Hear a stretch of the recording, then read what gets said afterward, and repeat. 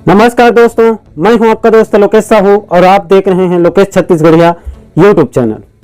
दोस्तों, इस वक्त स्कूल शिक्षा विभाग से एक और बड़ी खबर निकलकर सामने आ रही है।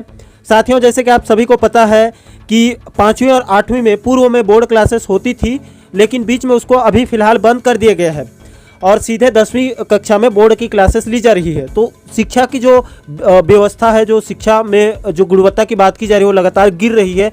तो इसका भी एक सबसे बड़ा कारण इसी को माना जाता है कि जो 5वीं 8वीं बोर्ड क्लासेस होती थी उसको बंद करने के कारण ही शिक्षा की व्यवस्था में गिरावट हुई है। लेकिन दोस्तों, अब जानकारी मिल रही है, इस पर मंथन चल रही है कि 5वीं और 8वीं को फिर से वहां पर परीक्षा शुरू की जाए। क्या है दोस्तों पूरी खबर? नवभारत ने इसको आज प्रकाशित की है, उनकी रिपोर्ट को देख लीजिए। इसमें बताया गया, देखिए, आरटीई एक्ट को लेकर छूट के बाद कई राज्यों में परीक्षा व्यवस्था लागू, 5वीं 8वीं परीक्षा फिर शुरू करने पर मंथन तेज। आगे और देखिए, बताया गया है सीजी स्कूल पोर्टल पर बच्चों और शिक्षकों के बीच कराया जा रहा है इस वक्त सर्वे। शिक्षा का अधिकार अधिनियम आरटीई एक्ट को लेकर दी गई छूट के बाद एक बार फिर प्रदेश में 5वीं एवं 8वीं परीक्षा शुरू करने पर विचार हो रहा है। परीक्षा व्यवस्था को लेकर शिक्षकों और बच्चों के बीच एक सर्वे भी कराया जा रहा है।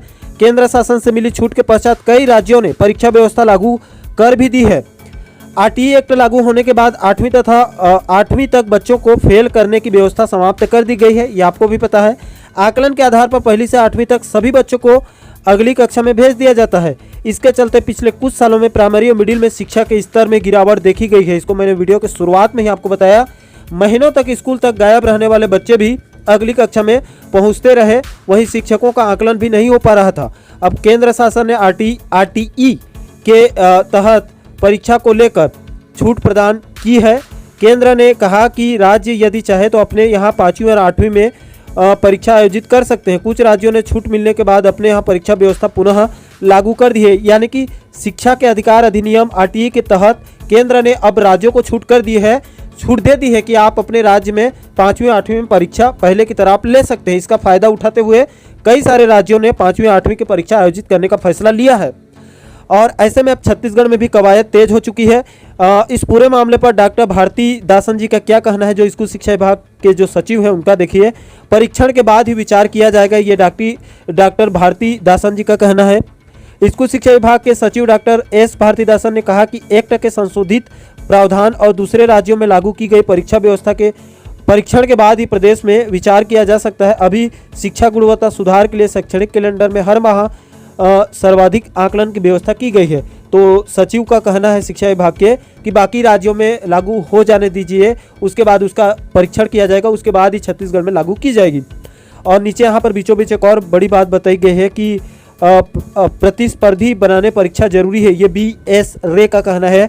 सेवानिवृत्त वरिष्ठ IAS BS रे ने कहा कि बच्चों के उज्जवल भविष्य के लिए परीक्षा व्यवस्था लागू होनी चाहिए, इससे बच्चे प्रतिस्पर्धी बनते हैं। आज का जमाना प्रतिस्पर्धा का है, कमजोर बच्चे आगे कैसे मुकाबला कर पाएंगे? परीक्षा को लेकर बच्चों को जागरूक बनाना होगा और इनके इस तर्क से मैं पूरी तरह से समर्थन करता हूं, क्योंकि जरूरी है परीक्षा आयोजन करवाना। परीक्षा से ही पता चलता है कि किस बच्चे में कितनी प्रतिभा है। बाकी दोस्तों, 5वीं 8वीं परीक्षा को लेकर अब मंथन शुरू हो चुकी है। केंद्र सरकार ने राज्यों को छूट दे दी है। ऐसे में आज नहीं तो कल छत्तीसगढ़ में भी 5वीं 8वीं की बोर्ड क्लासेस भी यहाँ भी शुरू हो सकती है।